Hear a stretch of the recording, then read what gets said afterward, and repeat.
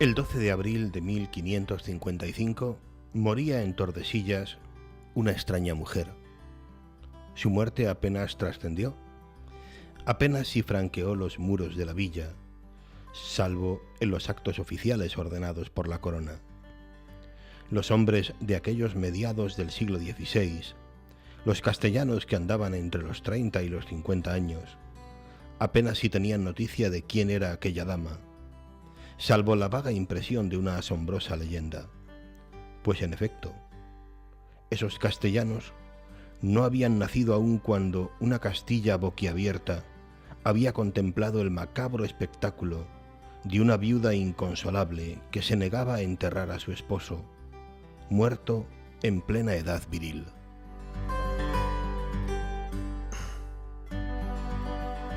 Saludos amigos, bienvenidos una vez más a este programa. Esto es 49 o más, donde cada semana intentamos ofrecerles o invitarles a leer un buen libro. Les invitamos a conocer un autor interesante y una historia, por tanto. Lo hacemos con un buen amigo que nos acompaña, que es Antonio Rubio Muga. Antonio, bienvenido. Muchas gracias, una semana más para compartir un buen libro. Vamos a compartir hoy un buen libro, una historia, yo creo, sin duda, de una mujer apasionante. Y el autor, en este caso repetimos autor, porque no es la primera vez que traemos un libro de Manuel Fernández Álvarez. En este caso, el libro que nos ocupa hoy, Juana la Loca, la cautiva de Tordesillas. Luego hablamos de las razones de este título también, ¿no? Sí, efectivamente la temporada anterior ya estuvimos hablando de este autor, pues sí, yo creo que si Dios quiere hablaremos más veces, porque tiene pues como 4 grandes libros que marcan la historia de España. El año pasado hablamos de Isabel la Católica, hoy no hablaremos de su hija y si Dios quiere en el futuro, pues de Carlos V, el hijo de Juana, y luego ya pues de su nieto Felipe II, un Manuel Fernández Álvarez que había nacido en Madrid en el año 1921, pero que desarrollaría toda su labor académica, docente, en la ciudad de Salamanca, donde falleció en el año 2010, miembro de la Real Academia de Historia Española, profesor de la Universidad de Salamanca y Premio Nacional de Historia de España en el año 1985. Consagró toda su vida, es un gran especialista en Carlos V y dedicó 50 años de su vida, toda su vida prácticamente, al estudio de este gran rey. Carlos V, El César y el hombre, su obra maestra, Felipe II y su tiempo, Isabel la Católica, el del año pasado que estuvimos viendo, y hoy el libro que nos habla de Juana la Loca, la cautiva de Tordesillas. Bueno, una pregunta así un poco, bueno, sí, no sé decir, comprometida. Biografías de Juana la Loca hay muchas, ¿no? O unas cuantas, anteriores a esta, diría yo, la mayoría, ¿no? Esta es una biografía, pues eso, relativamente joven, podríamos decir, pero el por qué has escogido esta biografía en concreto, que tiene de particular la manera de tratar el personaje, ¿no? Manuel Fernández Álvarez. No creas que hay muchas biografías de Juana Loca, al contrario de Carlos V, Felipe o Isabel, hay bastantes. De Juana no hay apenas nada, por eso una de las diputaciones de Castilla y León encargó al autor hacer una biografía. Y a quién mejor que, ya digo, al autor, que es especialista en esa época. Él ya había estudiado a Carlos V toda su vida. Los que estudiaron en la Universidad de Salamanca, es el mayor especialista del mundo que ha habido de Carlos V y de todo ese entorno, todo ese siglo. Y por eso, pues ya que conocía los otros libros de este autor, pues me adentré, qué mejor manera de él, de buscar biografías bastante antiguas, que no tuvieran pues los datos actualizados, la investigación mejor que los datos, la investigación actualizada, que mejor de la mano de Manuel. Yo creo que es la biografía más asequible, más actual y yo creo que la más completa que podemos acceder nosotros a la hora de adentrarnos en este gran personaje. De entrada, hay una afirmación en el prólogo de este libro un poquito sorprendente, que no sé si tú crees que es exagerada, ¿no? A la hora de referirse a la propia Isabel, ¿no? Perdón, a la propia Isabel la Católica, a la propia Juana la Loca, ¿no? Como un personaje, bueno, patético, no sé, yo hubiese dicho sobrecogedor, ¿no?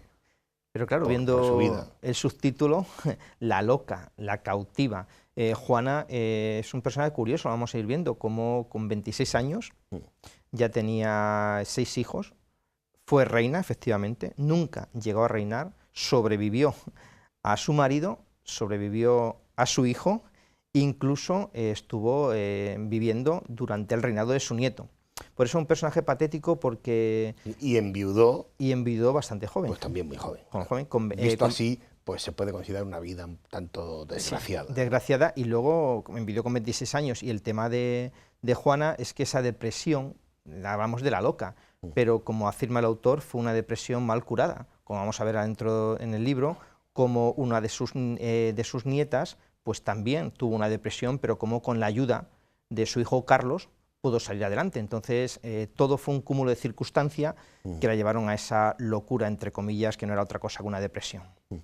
Si te parece, bueno, creo que lo lógico es, también lo hace el propio autor, ¿no? Situarnos un poco en la época, en la época en la que estamos al hablar de Juana la Loca, que es una época un tanto convulsa, de cambios. Estamos hablando de finales del siglo XV, vamos a estar un poco en esa época, ¿no? Finales del siglo XV, principios del XVI. Efectivamente, una época de grandes cambios en todos los niveles. Habíamos llegado a América, ya Juan había nacido, se abre un nuevo horizonte completamente, no solamente a España, sino a la humanidad, muchas veces propiciado por el empuje, podríamos decir, del mundo otomano hacia Europa. Pues tenemos que mirar a América, tenemos que mirar también a Filipinas, tenemos que darnos cuenta que en esa época es la primera vuelta al mundo. Estamos hablando también de Iván el Terrible, que se abre a Rusia, poquito después de llegar los españoles a América. Una época donde brillan las artes, donde brilla todo el mundo del Renacimiento, donde también hay una mezcla de creencias en esa magia, en esa brujería, de la cual en algunas ocasiones incluso a la propia Juana se la va a acusar de estar hechizada, de estar embrujada. Vamos a ver luego qué personajes también muy curiosos y grandes santos se acercaron a ella a petición de su propio hijo Felipe II. Pues una época bastante convulsa, interesante, y una época donde también la organización de la Corona de España, entonces la Corona de Castilla, la Corona de Aragón, se van a unificar también con Portugal, y esa expansión no solamente hacia América y al resto del mundo, sino también esos conflictos que vamos a entrar sobre todo con Francisco I, el rey de Portugal, que se va a quedar un poquito, podemos decir, encajonado entre la parte norte de Europa, también en un momento de la vida de Juana dominada por nosotros, los españoles, y el sur, la propia Corona de Castilla y Aragón. Entonces son, ya digo, una época muy interesante, grandes cambios, que es lo que muchas veces lleva a que Juana, todo, incluso en algún momento, pues se ve, no vamos a decir superados por todo eso, pero sí acorralada. Bueno, y hablar del nacimiento de Juana es venirnos a Toledo, de alguna manera. Sí. Nos vamos ahí a ese día, ese 6 de noviembre de 1479. Efectivamente, era una corte itinerante, la corte de los reyes católicos, no pone de manifiesto el autor en varias ocasiones. No era una corte que estaba, sino rápidamente tenía que moverse estamos todavía en el final de la Reconquista. Eso es algo muy propio de la época también y de las circunstancias históricas. Había que, pues se desplegaban pues diversos campos de batalla, los reyes tenían que mover. También apunta el autor la curiosidad también de la propia reina Isabel, que la llevaba a moverse de un sitio a otro, una curiosidad cultural que nada tenía que ver con la de su marido. Y por circunstancias, pues la corte, que tenía su sede en Toledo, pues por eso, como has apuntado, el 6 de noviembre del año 1479, vino al mundo aquí en Toledo Juana de Castilla, en un momento en el cual, es interesante, pues había muerto Juan II, rey de la Corona de Aragón, y había una especie de euforia en todo porque se daba paso a lo que sería el nacimiento de España. Juana, que también desde su infancia hay una similitud con su abuela, con la madre de Isabel, que va a estar un cierto paralelismo. Estuvo 42 años, la madre de Isabel, en el castillo de Arévalo, la que había sido reina de Portugal. Y Juana también va a estar marcada por esas visitas a Arévalo con su madre Isabel a su abuela. Claro. Un cierto paralelismo con lo que le va a pasar a ella también en Tordesillas. Bien, y avanzamos ahí, y si miramos fuera de lo que era Castilla entonces, ¿no? Pues nos encontramos con una circunstancia muy importante en esta época, que son distintas alianzas de la Corona de Castilla entonces. Sí, los reyes católicos no solamente se expanden a nivel, podríamos decir, territorial en España, en América, sino también en Europa.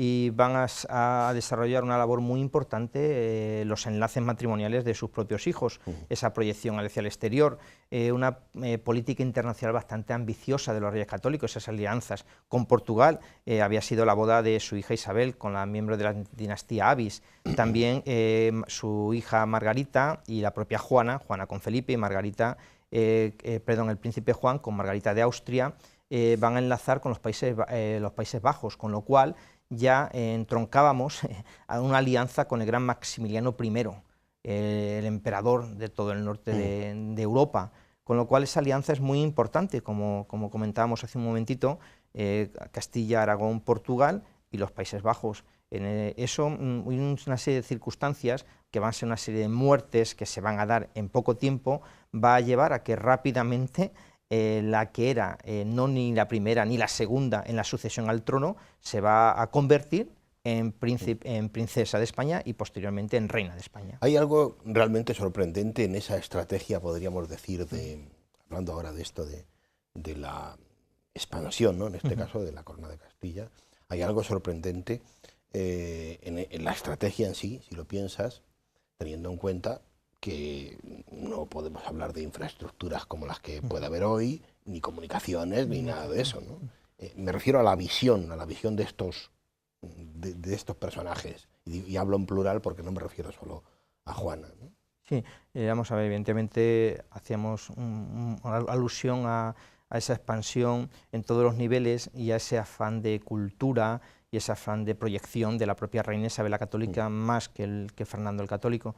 Entonces, sus hijos entran en juego de esa partida política, podríamos decir, aquellas bodas que nada tienen que esos esponsales, que nada tienen que ver con lo de hoy en día, porque desde pequeño ya los querían casar, personas que ni siquiera se conocían. Juana no había visto en su vida a Felipe, y es curioso como cuando deciden los Reyes Católicos en casarla, tenía solamente 16 añitos nada más, y tiene que viajar hacia la corte de Bruselas, como el propio Felipe el Hermoso ni siquiera sale a recibirla, tiene que estar un mes esperando.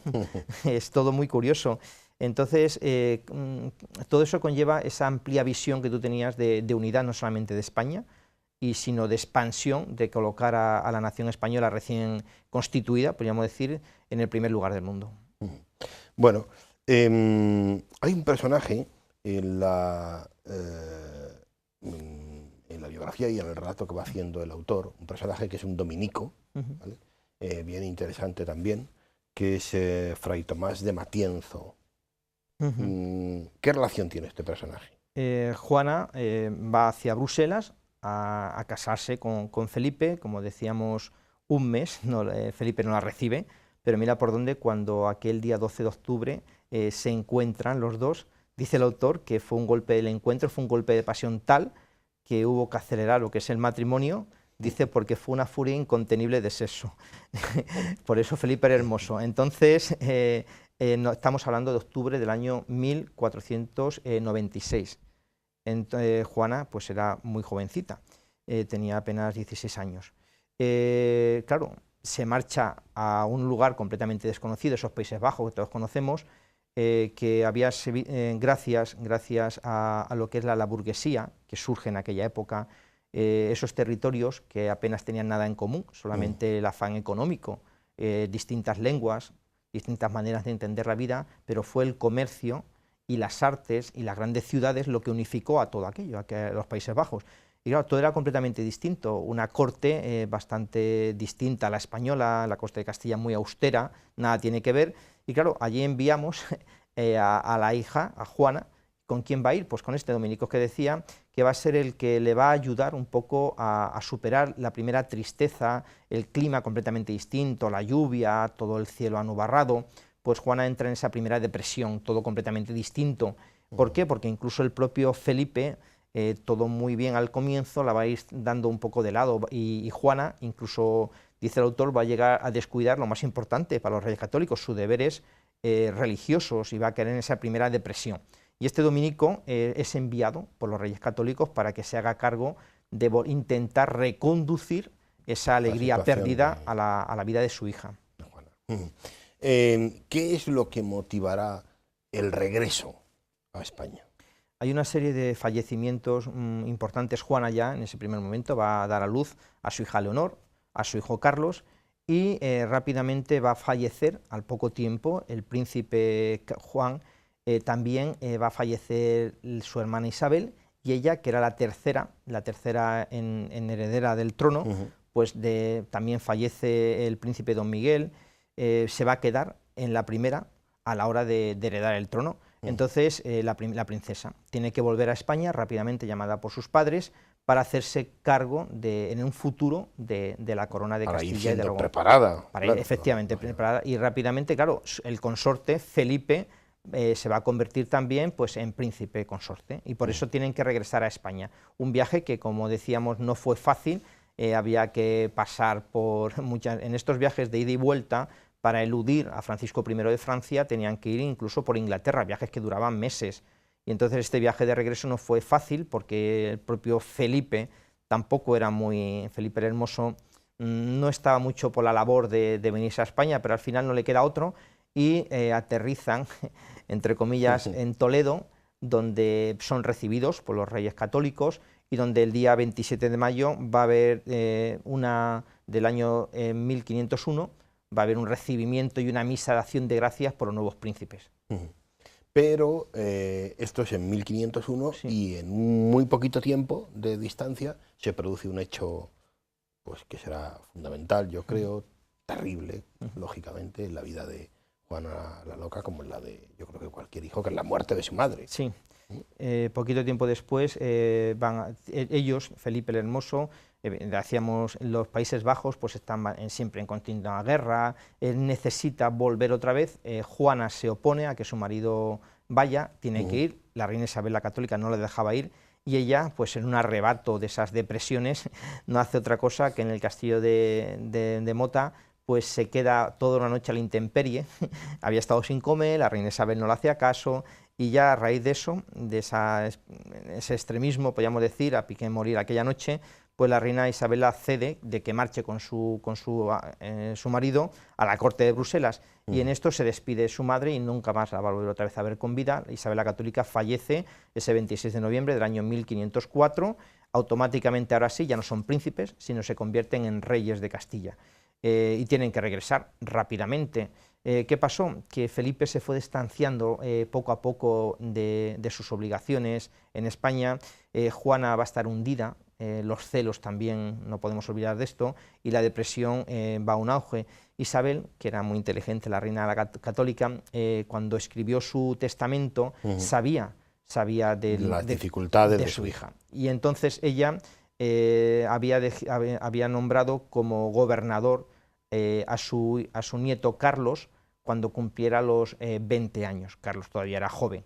Y entonces, hasta que llegara eso, pues Fernando se haría cargo del país. Fernando estaba fuera, luchando en Nápoles, y entonces ahí aparece una primera regencia del gran cardenal Cisneros, que se va a hacer cargo del país hasta que llegan ellos. Y Felipe, llegan a España. Felipe va a fallecer poquito después. Hemos dicho que Isabel la Católica fallece en el 4, pues Felipe fallece 2 años después. Entonces ya solamente se queda al frente de la corona Juana, ayudada por su padre y por el gran Cisneros, que va a volver otra vez después a hacer una segunda regencia. Y aquí es donde llegamos a ese lugar que yo no conozco, que me preguntabas antes, creo que sí conocía, y que aparece en el título del libro, que es Tordesillas, sí, ¿no? El cautiverio en Tordesillas. Cuando Juana queda viuda, tiene solamente 26 años. Hemos dicho que era la reina de España, su padre regresa de Nápoles y hay unas revueltas en Granada. Su padre Fernando tiene que bajar a Granada para pues esas revueltas de las Alpujarras. Todavía los últimos rescoldos de la Reconquista se habían quedado allí, y ella pues no hace otra cosa que su padre, que para protegerla, no solamente física, sino también, yo creo, mentalmente, de todo lo que venía, pues decide recluirla en Tordesillas, y es ahí donde ella va a pasar la mayor parte de su vida en Tordesillas. Es un lugar muy interesante. Tordesillas, que había sido el lugar donde se había firmado aquel famoso Tratado de Tordesillas, poquito después de la Guerra de América, que supuso pues esa división del mundo para España y para Portugal. Y me imagino que a estas alturas ya esta situación de la depresión, llámalo como quieras, enfermedad, debilidad de Juana, es algo que se sabe y se conoce. Sí, efectivamente, se conoce. Entonces ella no va a estar ahí sola, va a llevar toda su corte, se van a hacer cargo de ella, y decíamos loca o depresión incurable, y hacíamos referencia al comienzo del libro como una de las hermanas de Carlos V, María de Hungría, también se quedó viuda solamente con 21 años, pero gracias a su hermano, que la puso al frente de los Países Bajos como gobernadora, logró que ella pudiera eludir esa depresión. No es el caso de Juana, ni mucho menos. Juana ya va a permanecer para siempre ahí en Tordesillas. ¿Cómo vivía la reina? Nos podemos preguntar quién la vigilaba, quién estaba al frente de ella. Y había un personaje muy curioso, un tanto de historia, dice, siniestra, que es Montseny Ferrer. Montseny Ferrer abusaba de su poder con respecto a Juana. Juana estaba en Tordesillas, es un dato importante que no lo hemos comentado, con su hija Catalina, que tenía base de mucha ayuda a su madre. Va a recibir visitas incluso de su madrastra. Cuando Fernando el Católico queda viudo, se va a casar con Germana de Foix, y también la va a visitar el propio padre y su hijo Carlos, van a recibir continuas visitas, pero la vida era bastante dura, hemos dicho que murió su amado Felipe el Hermoso. Desde la ventana ella contemplaba el convento donde estaba el cadáver de su marido. No la dejaban hablar prácticamente con nadie, vivía aislada de toda la corte que la rodeaba. Y un momento de convulsión debió de ser también cuando se produce la muerte de Fernando. Y entonces es cuando se queda el reino, podríamos decir, un momento como desangelado, ¿no? Fernando el Católico fallece aquel día 23 de enero del año 1516, camino de Guadalupe, fallece allí, y entonces ahí ya sí que se queda Juana al frente. Pero vuelven a Fernando sabía de la limitación de su hija, y entonces también en su testamento había puesto que era Carlos V el que se tenía que hacer, su nieto, el que se tenía que hacer al frente. Carlos tiene que volver rápidamente. Carlos, que en ese momento es jovencísimo. Jovencísimo, tenía 16 años. Entonces tardaría 2 años en volver, cuando llega a España va a tener 18. Y ahí aparece la segunda regencia del cardenal Cisneros, hasta que llega Carlos V. Y es importante ¿por qué? Porque Carlos era nombrado como gobernador de España, pero él rápidamente dispuso que las Cortes de Castilla y Aragón no le nombrasen como gobernador, sino que le nombrasen como rey, ante la imposibilidad de su madre de gobernar, lo cual no es otra cosa que un golpe de Estado en toda regla. Sí, claro. claro. Él decía que si venía a España tenía que ser como rey, no como gobernador. Al final, claro, las Cortes no tienen otra cosa que acceder a esa petición de Carlos, y es nombrado como rey. Va a tardar 2 años en llegar aquí. Durante esa ausencia, pues esa segunda regencia de Cisneros, también importante para la historia de España. Y a todo esto, esa circunstancia o esta situación le llega a Juana, que está en Tordesillas. ¿Cómo cabe preguntarse cómo vive Juana esto, ¿no? Pues Juana, dentro de su depresión, bastante angustiada, y luego hay una serie porque Carlos aparece aquí el día 18 de septiembre de 1517, y poquito después estaba incubando algo muy importante, de la cual Juana va a tener en sus manos hacerse con todo el poder ella, que es la revuelta de los comuneros de Castilla. Aquellas personas, poco tiempo después de llegar Carlos V a España con toda su corte, con todo su boato, va a pasar 7 días con su madre. Es curioso porque solamente 20 meses había estado Carlos con su madre durante toda su vida, 20 meses nada más. Y entonces va a visitarla. Carlos, esa corte palaciega que viene de Bruselas, distinta de aquí, y va a chocar mucho con las costumbres españolas de Castilla. ¿Qué va a suceder? Esas revueltas que decíamos. Y poquitos meses después, no había pasado ni medio año, en marzo del año 1508, va a haber la rebelión de los comuneros, que van a llegar incluso a tomar Tordesillas. Y Juana va a ceder, que esto es lo curioso. Juana los recibe a Juan Padilla, su mujer María Pacheco de Toledo, una familia noble de aquí de la ciudad, pues accede con ellos a ser ella proclamada como reina. Pero va a haber algo curioso, que es que se reúne la Junta, que estaba en Toro, va a Tordesillas, se reúnen con ella accede a ser la nueva reina de España, desplazando a su hijo, pero al final de todo la pone en el documento la Junta de las Comunidades para que ella firme ese documento, y al final pues no lo hace. Y ahí un gran historiador también, Joseph Pérez, se hace eco del Manuel Fernández, dice: fue su obstinación, la de doña Juana, en no firmar nada, la que salvó a su hijo Carlos V, porque ya había sido proclamada por los acuerdos de Castilla la nueva reina, pero el hecho de no plasmar su firma en el documento final, lo que accedió a que su hijo siguiera, tomase ya de manera definitiva las riendas de la corona. La rebelión fue sofocada en Tordesillas, fueron ajusticiados, todos lo sabemos, y ahí empieza también esa soledad de la reina que va a durar 30 años. No tenemos tiempo, Antonio, ni un minuto más, exceptuando para, como hacemos siempre, ¿no?, para despedirnos con un texto de este libro tan interesante, al final, de una historia, pues eso, con un personaje sobrecogedor, a mi modo de ver, que es el de Juana la Loca. Les invitamos a que se acerquen a este libro, a esta biografía. Antonio. Gracias. El texto no podía ser otro que todos conocidos, esa historia del cortejo fúnebre de Juana con Felipe por los pueblos de Castilla. A finales de abril, pasada la cuarentena de su parto, Juana pone otra vez en marcha el fúnebre cortejo, pasando al cercano lugar de Hornillos. En vano sus consejeros le piden que vaya a lugares importantes, como podría ser Palencia. Juana se niega. Ella era mujer de un solo amor y su castidad le obligaba a buscar pueblos pequeños y apartados.